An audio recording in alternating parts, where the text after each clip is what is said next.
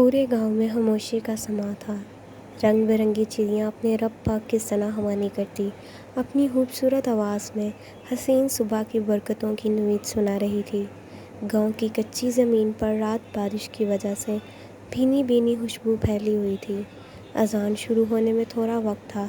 گاؤں کی عورتیں اپنے خاندان کی خدمتوں میں بستر سے اٹھتی چولہا چوکی سنبھالنے لگیں۔ یہ گاؤں باقی گاؤں کے لحاظ سے کافی حد تک خود مختار تھا، کیونکہ یہاں پر شاہ سہیں کی حکومت تھی۔ قاسم شاہ سہیں اس گاؤں کے سرپنچ تھے۔ برسوں سے انہی کا خاندان اس گاؤں کی دیکھ رکھ کر رہا تھا۔ اس وقت صبح کے 5 بجے تھے۔ حویلی کے سب نوکر شاہ سہیں کے اٹھنے کا انتظار کر رہے تھے۔ ابھی اذان ہونے میں تھوڑا سا وقت باقی تھا۔ شاہ سہیں کو سستی سے نفرت تھی اور اس حویلی کے ملازموں کو شاہ سہیں کے غصے سے خوف آتا تھا۔ شاہ سہیں کی مرضی کے خلاف اس حویلی میں کچھ نہیں ہو سکتا تھا۔ اس حویلی میں تو کیا اس گاؤں میں بھی شاہ سہیں کی مرضی کے خلاف پتہ تک نہیں ہل سکتا تھا۔ انصاف کے معاملے میں وہ اپنی اولاد کے ساتھ بھی نرمی سے پیش نہ آتے تھے۔ لوگ انہیں سخت گیر کہتے تھے، کیونکہ اپنے 2 جوان بیٹوں اور داماد کو دفناتے ہوئے ان کی آنکھوں سے ایک آنسو تک نہ گرا۔ اس حویلی میں برسوں سے صرف شاہ سہیں کی ہی چلتی آئی تھی اور آگے بھی نہ جانے کتنے برسوں تک ان کی ہی چلنی تھی۔ ان کے اصول، ان کا رعب پورے خاندان کے ساتھ پورے گاؤں پر پھیلا ہوا تھا۔ قتل و غارت کے معاملوں سے لے کر گاؤں کے گھر گھر کے پانی کا معاملہ تک شاہ سہیں خود سنبھالتے تھے۔ یہ گاؤں ان کے لیے صرف ایک گاؤں نہیں بلکہ ان کا اپنا گھر تھا، ان کا خاندان تھا، جس کا خیال رکھنا اپنا فرض سمجھتے تھے۔ آج سے 18 سال پہلے اس حویلی پر ملکوں کا ایسا قہر ٹوٹا جو ان کا خاندان تباہ کر گیا، ان کے گھر کو ریزہ ریزہ کر گیا۔ ان کی 5 اولادیں، سب سے بڑے عالم شاہ، ان کے بعد حالم شاہ، ان کے بعد بیٹی رضوانہ شاہ اور پھر احمد شاہ، اور ان سب کے بعد ان کی سب سے لاڈلی اور پیاری بیٹی اہانہ، جس کا نام لیتے ہوئے بھی اکثر ان کی آنکھوں سے آنسو چھلک پڑتے۔ اس حویلی کے سبھی لوگ شاہ سہیں کے لیے بہت اہم تھے، سوائے حوریہ کے۔ وہ معصوم سی بے قصور لڑکی اس گھر میں ہر کسی کی نفرت کا شکار تھی، اور اس نفرت کی وجہ اس کی اماں اہانہ شاہ نہیں بلکہ باپ احسن ملک تھا۔ اس کا باپ جسے اس نے زندگی میں کبھی دیکھا تک نہ تھا، جس کا لمس اس نے کبھی محسوس ہی نہ کیا تھا۔ اس شخص کی نفرت کی وجہ سے وہ اپنی حویلی کے بیچ نفرتوں کا شکار تھی۔ وہ اکثر سوچتی کہ وہ ان سب کی نفرتوں کا شکار کیوں ہے۔ نانا سہیں اس کی طرف دیکھنا پسند نہیں کرتے تھے۔ ایک کردم لالا تھے جو اس سے محبت سے پیش آتے۔ محبت سے تو مقدم لالا بھی پیش آتے تھے، لیکن وہ خود کو لالا نہیں کہنے دیتے ہیں۔ وہ اسے اپنی نظروں سے بہت کچھ پیغام دیتے تھے۔ یہ نہیں تھا کہ وہ ان کی نظروں کے پیغامات سمجھ نہیں سکتی تھی، وہ اتنی بھی بچی نہ تھی۔ وہ کبھی مقدم شاہ کی محبت کی طرف پیش قدمی نہیں کر سکتی تھی۔ شاید وہ اپنی اوقات اس حویلی میں اچھے سے سمجھتی تھی۔ کردم لالا اور مقدم لالا کے علاوہ اگر تائشہ کی بات کی جائے تو اسے صرف اپنے مطلب کے وقت ہی حوریہ کی یاد آتی تھی۔ اس بے زر سی لڑکی سے تائشہ کو بھلا کیا مطلب ہو سکتا ہے، سوائے کردم شاہ کے؟ وہ اس کے بچپن کا منگیتر تھا، اس کا ساتھی تھا، اس کے خوابوں کا شہزادہ تھا۔ تائشہ کا ہر جذبات اس کے ساتھ جڑا تھا، لیکن کردم کے خیالات اس سے تھوڑے الگ تھے۔ اس کا کہنا تھا، انگوٹھی پہنا دی ہے، شادی بھی کر لوں گا، لیکن یہ پیار محبت کی میٹھی باتیں کرنا، ایک دوسرے کا خیال رکھنا، یہ سب کچھ شادی کے بعد ہی سوٹ کرتا ہے، شادی سے پہلے یہ سب فضولیات ہے۔ منگنی کوئی ایسا مضبوط رشتہ نہیں جس کی بنا پر وہ تائشہ کو خوابوں کی دنیا دکھانا شروع کر دے۔ کردم کی نظروں میں منگنی کی کوئی اہمیت نہ تھی۔ اہمیت تھی تو صرف اپنے دادا سہیں کی زبان کی، جس کی وجہ سے تائشہ کردم شاہ اس کے نام پر بیٹھی تھی۔ رضوانہ خالہ سہیں نے ابھی ابھی کچن میں قدم رکھا تھا، لیکن ہر روز کی طرح آج بھی پہلے حوریہ کو یہاں دیکھ کر ان کا موڈ خراب ہو گیا۔ صبح صبح اس منحوس کی شکل دیکھ لی، سارا دن ہرا گزرے گا۔ کتنی بار کہا ہے صبح صبح یہ شکل مت دکھایا کرو، منحوس کہیں کی۔ خالہ سہیں کچن سے باہر نکل گئی تھیں۔ ان کا صبح صبح حوریہ کی شکل دیکھ کر اپنا موڈ مزید خراب کرنے کا کوئی ارادہ نہ تھا۔ حوریہ کو ان سب باتوں کی عادت تھی، لیکن ہر روز یہ بات برداشت کرتے کرتے وہ نازک سی لڑکی اندر ہی اندر ختم ہوتی جا رہی تھی۔ اس نے ایک نظر مامی سہیں کی طرف دیکھا، جو ہر روز کی طرح صبح کچھ سن کر بھی خاموش تھیں، جیسے یہاں جو کچھ ابھی ابھی ہوا ہے ان سب سے بالکل انجان ہو۔ 18 سال پہلے ماموں سہیں کے انتقال کے بعد اب تک وہ سوائے مقدم سہیں اور نانا سہیں کے کسی سے بات نہ کرتی۔ انہیں سوائے اپنے باپ کے کسی سے مطلب نہ تھا۔ حویلی میں کیا ہوتا ہے، کیوں ہوتا ہے، انہیں کسی بات کی پرواہ نہ تھی۔ اس وقت بھی وہ اپنے بیٹے کے لیے ناشتہ بنا رہی تھیں۔ ہر روز کی طرح آج بھی وہ خالہ سئی کی باتیں اگنور کرتے ہوئے حوریہ نے اپنی آنکھوں سے آنسو صاف کیے اور ناشتہ اٹھا کر باہر لے آئی، جبکہ اس کے پیچھے مامی سئی نے بس ایک نظر دروازے کی طرف دیکھا تھا۔ کردم لالا کمرے میں ناشتہ کریں گے۔ خالہ سئی کی نگاہوں کو آگے پیچھے جاتے دیکھ کر وہ فوراً بولی، کسی نے پوچھا ہے تم سے؟ ہر بات میں ٹانگ نہ اڑایا کر، خالہ سئی غصے سے کہتی اپنی بیٹی کی طرف دیکھنے لگی، وہ جو کب سے نفرت زدہ نظروں سے اسے گھور رہی تھی۔ اچانک ہی ان کی نظر میں اپنی بیٹی کے لیے محبت امر آئی۔ جا تائشہ، کردم سے اوپر ہے، جا کے ناشتہ دے آ۔ اماں سئی کے کہنے پر تائشہ آگے آئی اور حوریہ کے ہاتھ سے ٹرے لے لی تو حوریہ نے شرارتی نظروں سے دیکھتے ہوئے ٹرے اس کے حوالے کر دی، جس پر وہ شرماتی ہوئی کردم کے کمرے کی طرف چل دی۔ اس نے ہلکی سی دستک دے کر اندر آنے کی اجازت چاہی اور اجازت ملتے ہی دروازے کی حد پار کرتی اندر داخل ہو کر اپنے محبوب کا دیدار کرنے لگی۔ تم یہاں کیا کر رہی ہو؟ کتنی بار منع کیا ہے تمہیں میرے کمرے میں مت آیا کرو۔ اسے اپنے کمرے میں دیکھتے ہی کردم کے بے شکن ماتھے پر بل پڑ چکے تھے۔ وہ کردم سے ہی حوریہ کالج کے لیے لیٹ ہو رہی تھی۔ بیچاری، جس دن آپ گھر پہ ہوتے ہیں آپ کا ناشتہ بناتے ہوئے لیٹ ہو جاتی ہے، لیکن اماں سئی نے کہا کہ یہ سارے کام میری ذمہ داری ہیں اور یہ مجھے کرنے چاہیے۔ آج نہیں تو کل حوریہ چلی جائے گی اور آپ کو تو اس کی اتنی عادت ہو گئی ہے کہ کردم سئی کہ آپ اپنے سارے کام اسی سے کرواتے ہیں، لیکن یہ سب میری ذمہ داری ہے جو مجھے سمجھنا چاہیے، اس لیے میں نے آپ کا ناشتہ بنا دیا۔ وہ نظریں جھکائے جھوٹ بولنے لگی، یہ میرے سوال کا جواب نہیں ہے۔ میں نے تم سے پوچھا ہے کہ میں نے تمہیں اپنے کمرے میں آنے سے منع کیا تھا تو تم کیوں آئی ہو؟ اس کی شرموہی آنکھوں اگنور کیے بولا، وہ جو اسے دیکھ کر اپنی بے چین نظروں کو سکون دینے آئی تھی۔ نظر اٹھا کر اسے دیکھ بھی نہ پائی۔ میں پہلے بھی منع کر چکا ہوں تائشہ، اب بھی منع کر رہا ہوں، شادی کے بعد تمہیں اسی کمرے میں آنا ہے، اور اس گھر میں ہی نہیں بلکہ اس پورے گاؤں میں میری بہت عزت ہے اور تمہارا نام میرے نام کے ساتھ جڑا ہے۔ میں نہیں چاہتا کہ نوکروں کی نظر میں آ کر تم بدنام ہو جاؤ، کیونکہ اپنے خلاف میں کچھ بھی برداشت کر لوں گا، لیکن دادا سئی کی عزت پر ہڑف ہے تو خود کو ختم کر دوں گا۔ اس طرح سے نہ کہیں کردم سئی، تائشہ نے تڑپ کر اس کی بات کاٹی۔ میں نے کہا جاؤ یہاں سے تائشہ، کردم نے اس پر زیادہ سختی سے کہا تو وہ نظر جھکاتی کمرے سے باہر گئی۔ اسے خود پر ترس آ رہا تھا۔ وہ آج 3 دن کے بعد گھر ہے اور اس سنگ دل محبوب نے اسے جی بھر کر دیکھنے بھی نہ دیا۔ اسے اپنے پیچھے دروازہ بند ہونے کی آواز آئی، جبکہ کھانا کا پہلا نوالا لیتے ہی کردم سمجھ چکا تھا کہ کھانا کس نے بنایا ہے۔ اسے تائشہ کی یہ بات بہت بری لگتی تھی کہ وہ اس سے جڑی ہر بات پر جھوٹ بولتی تھی۔ اپنے بیٹے کا ناشتہ بنا کر وہ اس کے کمرے میں آ گئی۔ نازیہ نے ایک نظر پورے کمرے کو دیکھا اور پھر اپنے بیٹے کو، جو ان سے بے خبر پرسکون نیند سو رہا تھا۔ رات دوستوں کے ساتھ جانے کی وجہ سے وہ بہت دیر سے واپس آیا تھا۔ مقدم شاہ زندگی گزارنے والوں میں سے نہیں، زندگی جینے والوں میں سے تھا۔ وہ اپنی زندگی کو بھرپور طریقے سے جی رہا تھا۔ کردم شاہ کے مقابلے میں وہ ذرا لاپرواہ تھا۔ اس کی زندگی میں 3 چیزیں سب سے زیادہ اہمیت رکھتی تھیں، ایک اس کی ماں، دوسری اس کی آزادی اور تیسری حوریہ۔ حوریہ کے لیے اس کے جذبات نازیہ بچپن سے ہی دیکھتی آئی تھی۔ وہ اسے لے کر بہت ٹچی تھا۔ نازیہ جانتی تھی کہ وہ حوریہ کے لیے اپنے دل میں جذبات رکھتا ہے، لیکن وہ حقیقت کو قبول نہیں کرنا چاہتی تھی اور نہ ہی اس حقیقت کا سامنا۔ وہ اپنے شوہر کے قاتل کی بیٹی سے اپنے بیٹے کی محبت کو قبول نہیں کرنا چاہتی تھی۔ ابھی تک مقدم شاہ نے اس سے خود اس بارے میں کوئی بات نہ کی تھی، لیکن وہ جانتی تھی آج نہیں تو کل مقدم شاہ اپنی ماں کو اپنی پسند ضرور بتائے گا۔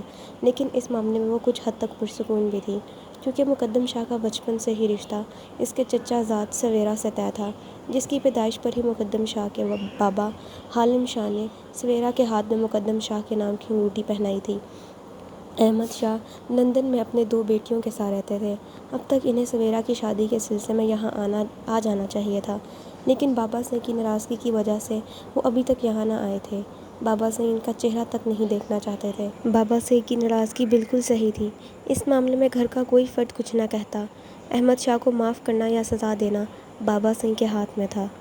اٹھ جائیں بیٹا سئی، صبح ہو چکی ہے۔ آپ کے دادا سئی کا آرڈر ہے کہ آپ کو 9 بجے ڈیرے پر پہنچنا ہے۔ نازیہ نے محبت سے مقدم شاہ کو جگانے کی کوشش کی۔ وہ جانتی تھی کہ وہ اتنی آسانی سے نہیں اٹھے گا، اس لیے دادا سئی کا نام لینا بہت ضروری تھا، لیکن یہ بھی سچ تھا کہ 9 بجے سے ڈیرے پر پہنچنا تھا۔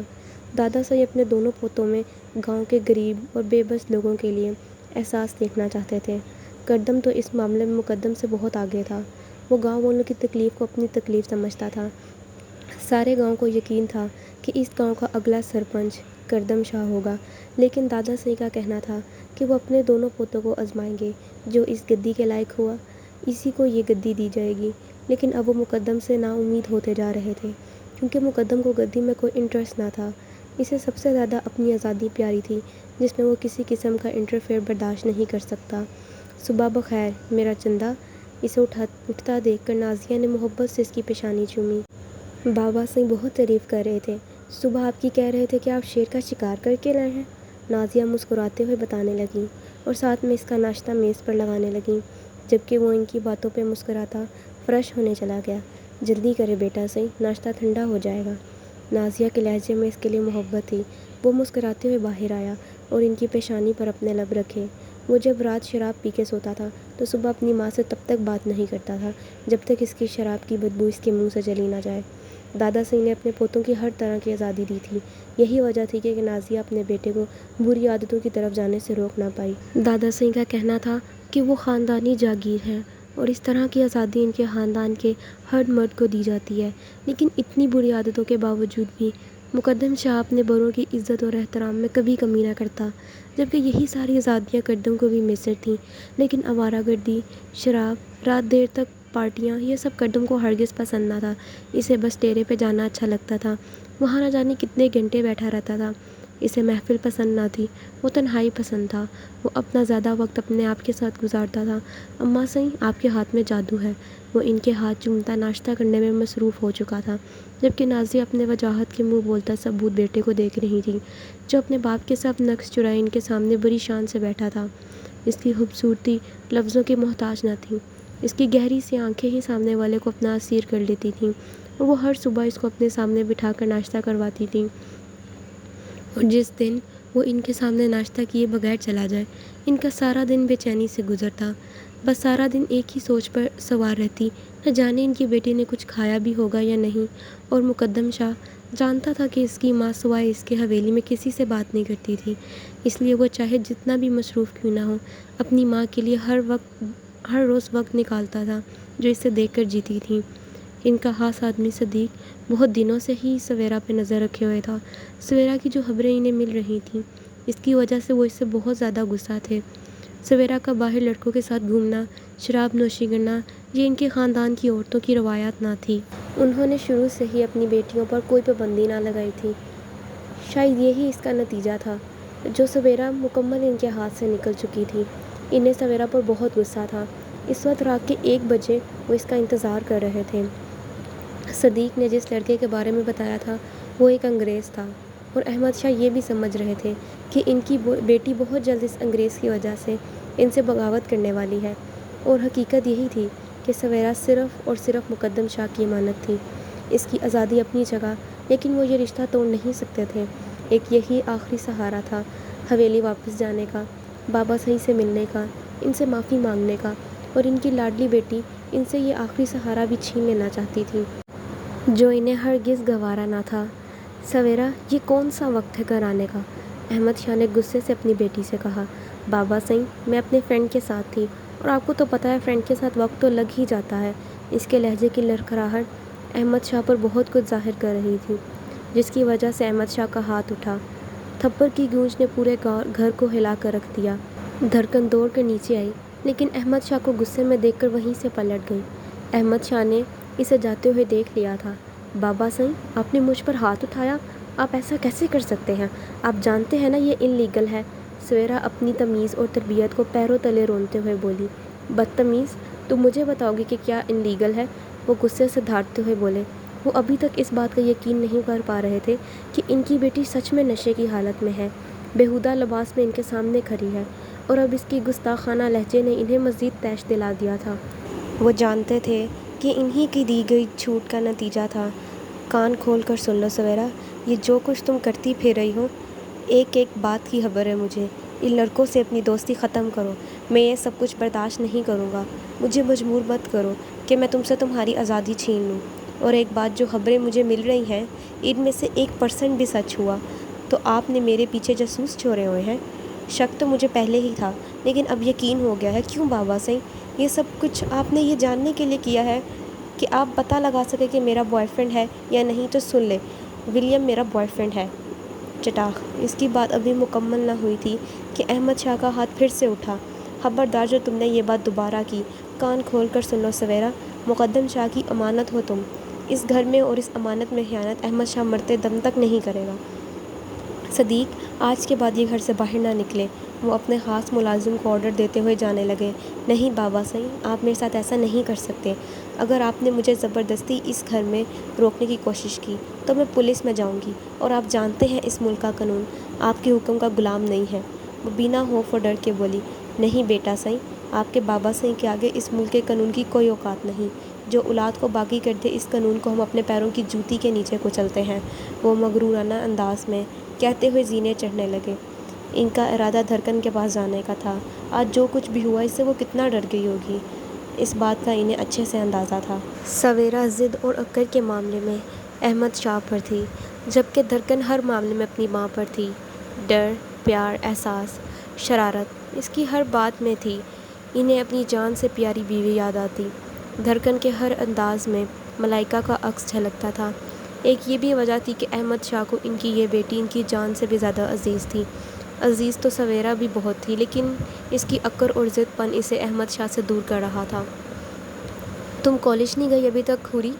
کردم شاہ بھی نیچے آیا تھا۔ اس کا ارادہ ڈیرے پر جانے کا تھا۔ نہیں کردم لالا، وہ آج ڈرائیور چچا کسی کام کے سلسلے میں شہر چلے گئے ہیں، اس لیے میں آج چھٹی پر ہوں، میں نہیں جا پائی۔ حوریہ نے وجہ بتائی۔ تو مجھے جگا لیتی، تمہارے ایگزامز ہونے والے ہیں، تم اس طرح لاپرواہی کیسے کر سکتی ہو؟ اس کا نتیجہ جانتی ہو نا تم؟ کردم نے سخت لہجے میں کہا۔ وہ شروع سے ہی عورتوں کی تعلیم کے حق میں تھا۔ وہ تائشہ کو بھی آگے پڑھنے کا کئی بار کہہ چکا تھا، لیکن اسے آگے پڑھنے میں کوئی دلچسپی نہ تھی۔ وہ لالا آپ سو رہے تھے، اور ویسے بھی 3 دن کے بعد آپ ٹھیک سے آرام کر رہے تھے، مجھے آپ کو جگانا مناسب نہیں لگا۔ حوریہ نے نظریں جھکا کر کہا، آئندہ اپنا دماغ چلانے کی ضرورت نہیں ہے۔ اگر چاچا نہ ہو تو مجھے کہہ دیا کرو، ورنہ مقدم سائیں بھی گھر پہ ہی ہوتے ہیں اس وقت، کردم نے سمجھاتے ہوئے کہا، جبکہ وہ تو مقدم کا نام سنتے ہی پریشان ہو گئی۔ وہ جو جب بھی اس سے اکیلے میں ملتا عجیب عجیب باتیں کرتا، اسے تو مقدم کی کچھ بات سمجھ ہی نہیں آتی تھی، لیکن اس کی پیام دیتی نظریں اسے بہت عجیب خوف میں مطلع کر دیتی۔ وہ منہ سے کم آنکھوں سے زیادہ باتیں کرتا تھا۔ مقدم شاہ کی باتوں کے بارے میں اس نے کئی بار کسی نہ کسی کو بتانے کے بارے میں سوچا، لیکن اس حویلی میں مقدم شاہ کو کوئی کچھ نہیں کہہ سکتا تھا، کیونکہ وہ نانا سئی کے لاڈلے تھے۔ انہیں تو بتانے کا سوچ بھی نہیں سکتی تھی۔ خالہ سئی تو اس سے کلام تک کرنا پسند نہ کرتیں۔ مامی سائیں تو کسی سے بھی بات نہیں کرتی تھیں، اور ویسے بھی مامی سائیں کے تو وہ بیٹے تھے۔ تائشہ سے کہتی تو وہ اس کا مذاق اڑا دیتی، کیونکہ مقدم شاہ پر تو پورے گاؤں کی لڑکیاں مرتی تھیں۔ کردم لالا سے اس طرح کی بات کرنا ناممکن تھا۔ کردم ڈیرے پہ جا چکا تھا، جبکہ اس کی آج کالج سے چھٹی ہو چکی تھی، اسی لیے وہ اپنا فیورٹ کام کوکنگ کرنے کے لیے کچن میں آ گئی۔ احمد شاہ نے کمرے کا دروازہ کھٹکھٹایا اور اندر داخل ہوئے۔ دھڑکن نے نظر اٹھا کر انہیں دیکھا۔ میری جان اداس ہے؟ دھڑکن کے ہاتھوں میں ملائکہ کی تصویر دیکھ کے وہ آگے بڑھے۔ بابا سائیں، آپ دیدہ پر غصہ کیوں ہو رہے تھے؟ وہ اس کے قریب آ کر بیٹھے تو پوچھنے لگی۔ آپ کی دیدہ تنگ ہی بہت کرتی ہے، میں کیا کروں؟ احمد شاہ چاہ کر بھی اسے نہیں بتا پائے کہ سویرا کیا کر کے آئی ہے۔ وہ اسے نہیں بتا سکتے تھے کہ وہ کس طرح سے ان کے سامنے ان کی عزت کو لڑکوں کے ساتھ پارٹی اور کلبوں میں برباد کر رہی ہے۔ بابا سائیں، انہوں نے آپ کو سوری بولا ہوگا نا؟ وہ معصومیت سے بولی تو بابا نے نام میں سر ہلایا۔ پھر تو ڈانٹ پڑنی چاہیے، لیکن آپ نے ان کو تھپڑ کیوں مارا؟ دھڑکن نے پھر پوچھا۔ اس کی غلطی بہت بڑی تھی، احمد شاہ نے سمجھاتے ہوئے کہا، اور وہ جانتے تھے کہ ان کی دھڑکن ان کی بات کو سمجھ جائے گی۔ ہم پاکستان جا رہے ہیں، احمد شاہ نے کہا، اور پھر دھڑکن کے چہرے کے ایکسپریشن دیکھنے لگے، جو ہمیشہ سے پاکستان جانا چاہتی تھی۔ سچ بابا سائیں، آپ سچ کہہ رہے ہیں؟ ہم پاکستان جا رہے ہیں؟ تھینک یو بابا سائیں، ہم پاکستان جا رہے ہیں، کتنا مزہ آئے گا، میں دادا سائیں سے ملوں گی۔ وہ خوشی سے بیڈ پر اچھلنے لگی تو احمد شاہ نے ہنستے ہوئے اپنی باہیں کھولیں۔ وہ بھاگ کر ان کے سینے سے لگی۔ اسے اپنے سینے سے لگایا تو انہیں لگا جیسے وہ اپنا ہر درد بھول گئے ہیں، لیکن اب وہ فیصلہ کر چکے تھے کہ سویرا کو مقدم کے حوالے کر دیں گے، اور پھر دھڑکن، اس کا تو انہیں یقین تھا کہ وہ کبھی بھی ان کی مرضی کے خلاف کچھ نہیں کرے گی۔ تم کالج نہیں گئی؟ اسے کچن میں کھڑا دیکھ کر وہ یہیں آ گیا۔ وہ ویسے بھی اسے دیکھے بغیر گھر سے باہر نہیں نکلتا تھا، جبکہ اپنے پیچھے اچانک اس کی آواز سن کر وہ ڈر گئی۔ ارے تم ڈر گئی؟ کتنی بار کہا ہے تمہیں، عادت ڈال لو، ساری زندگی ڈرتی رہو گی کیا؟ مقدم شاہ نے فاصلہ کم کرتے ہوئے کہا۔ مقدم لالا، آپ اچانک کچھ چاہیے آپ کو؟